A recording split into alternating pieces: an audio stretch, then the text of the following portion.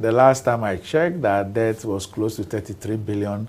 I have to redo it now because the dollar component might go down. The dollar components that are payable in cedis might go down as a result of the performance of the cedi or the strength of the cedi. So we would have to look at that. But that is the situation. I mean, we owe agrochemical suppliers over $400 million. Yes. And anytime we mention the cocoa roast 21 billion, people assume that the 21 billion is part of the about 33 billion. No, it is not. It is only 4.4 billion, which are certificates raised and sitting at our cash office. So of the about 33 billion we're talking about, the component of cocoa roast is just 4.4 billion, which are certificates, work executed and certificates presented for payment. So it's only 4.4 billion of the cocoa roast that is part of the about 33 billion. The others has to do with the contracts that have been given, but they've not raised certificates yet or not executed them. And that is where the rationalization is focused on, in trying to see which of them we can cancel, which of them can be offloaded to the ministry and all that, which of them can be varied and all those things. So that's the exercise that has been done. But so this is the state of our finances. I'm sure that when you got here, you waited for about an hour. All those you saw leaving my office were companies that we owed. And the banks are chasing them and all that. And they have also come here to chase us. And you see, when they come, so every day I'm dealing with either solicitor letters or court issues. And it's about people that we owe. We've owed people we owe for 4 years, for 3 years, for 2 years, for a year. Even in December, they were signing contracts, and even January, you know, they were doing, I'm sure you've heard about the juice sacks. Yeah. Where they issued an irrevocable letter of credit, $48 million in December of 2024. When the paper documents show that they had imported juice sacks and over 110,000 have not been cleared over a 3-year period. Yet, they still decided to award a contract for 80,000 bales of juice sacks, valued at $48 million, and issued an irrevocable letter of credit in December of 2024. On our account at the Ghana International Bank in London. Those 80,000 bills have started arriving. And once the bill of ladings are presented to us and given to the bank, by the structure of the irrevocable LC, the 48 million will be given to the company. That is how this place was run. It appears that you're not looking at balancing the books anytime soon based on this challenge, or the books being balanced. When our first task was to look at how we're going to deal with it, and the projections we made was that by year 4, we should be fine. Now we have to redo the books in view of the cedi's appreciation.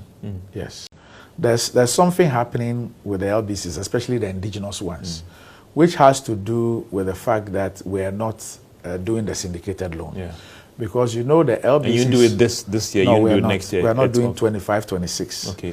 26, 27, I don't know. Okay. But for 25, 26, we are not. Raising money locally? Is the reason why... No, we're still doing the 60-40 with the buyers. Oh, okay. So it's the reason why I went to Europe and North America to meet the buyers and all that.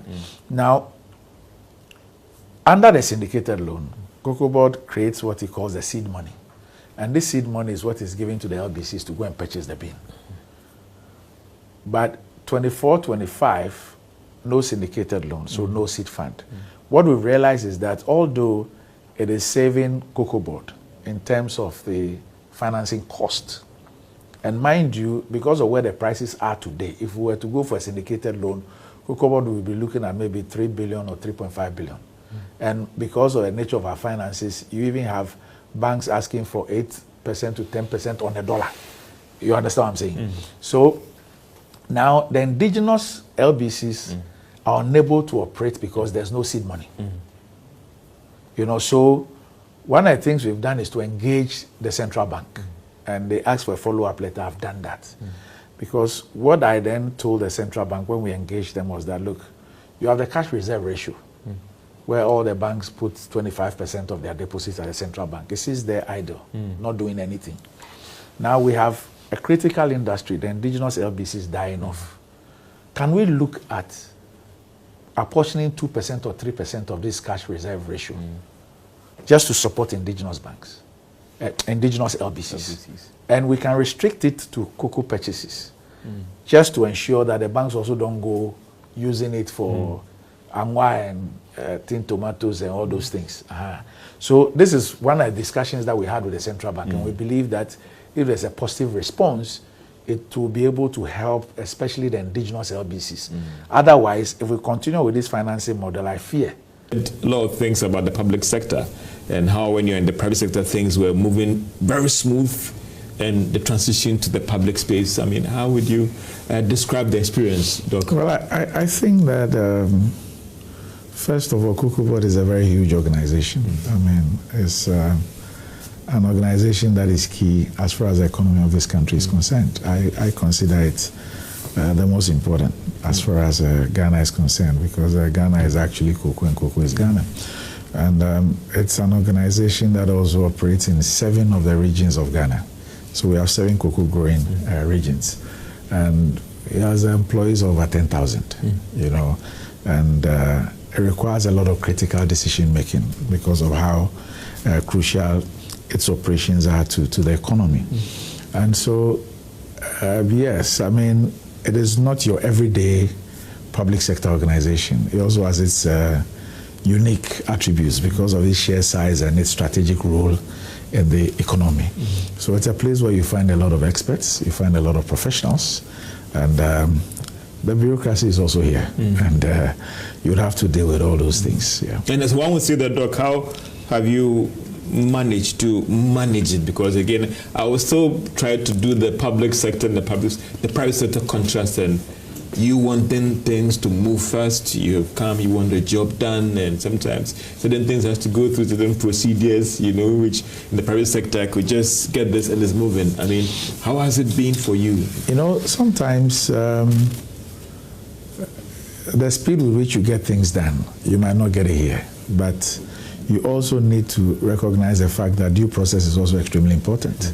And so you'd find out that a lot of people actually get into trouble because they did not follow due process. And so coming in here, I was pretty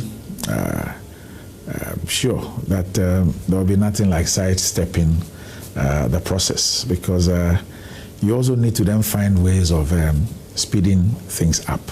And so one of the things is to then engage the colleagues here and to let everybody know that, look, this is how we want things done.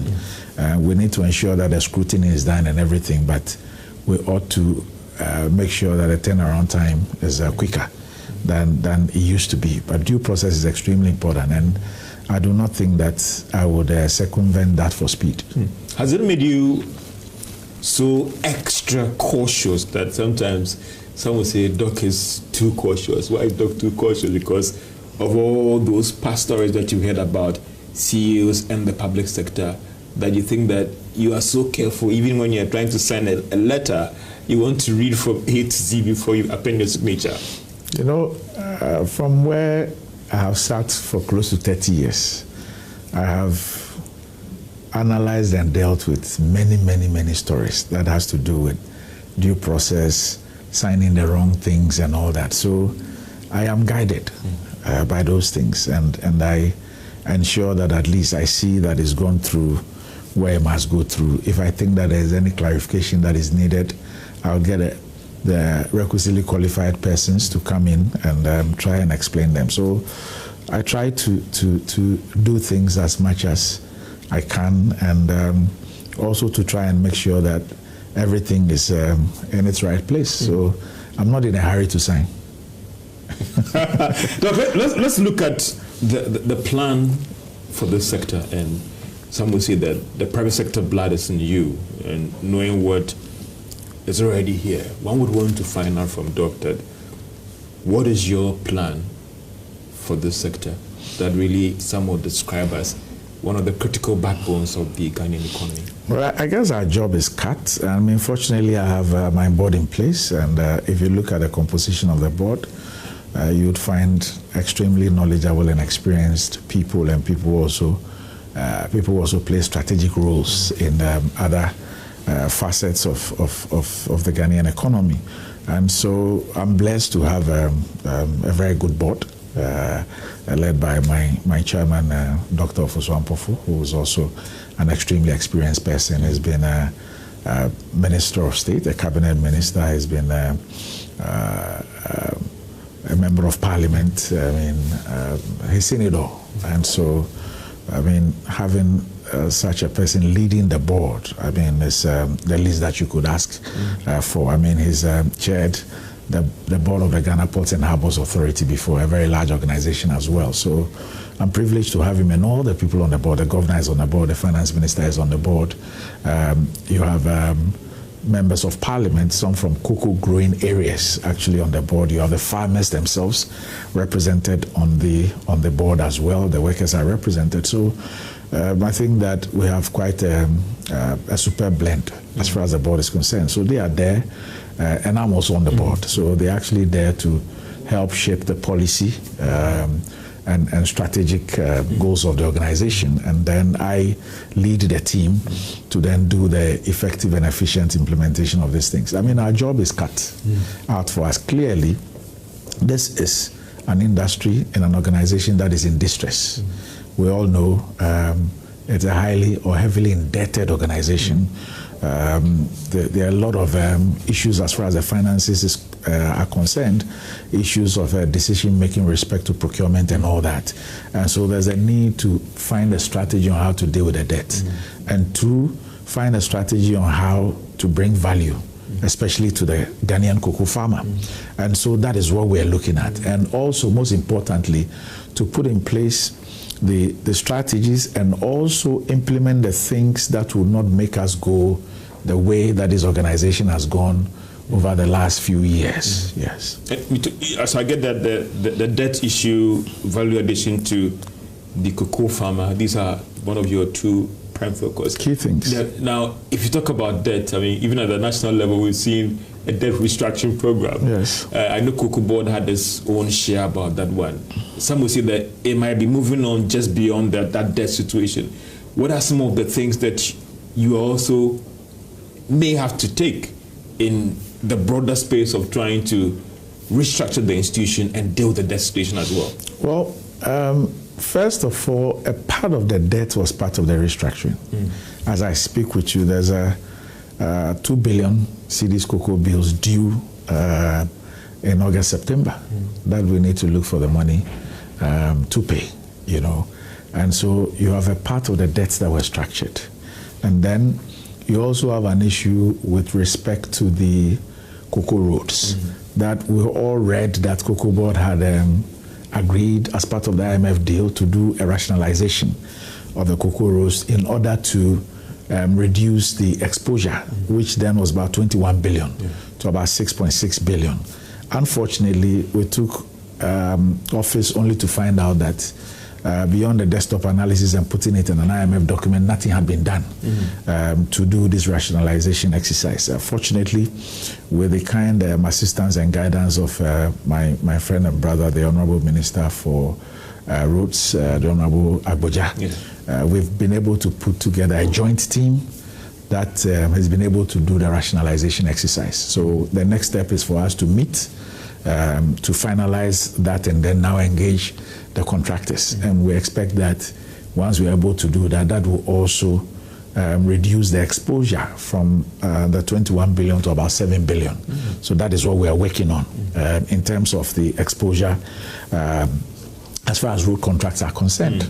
And then you also have the issue of supplies and all that, supplies of agrochemicals and all that. We also need to deal with those debts. So we are looking at having a structure to retire these debts. These are not debts that we can be able to pay within a year or two.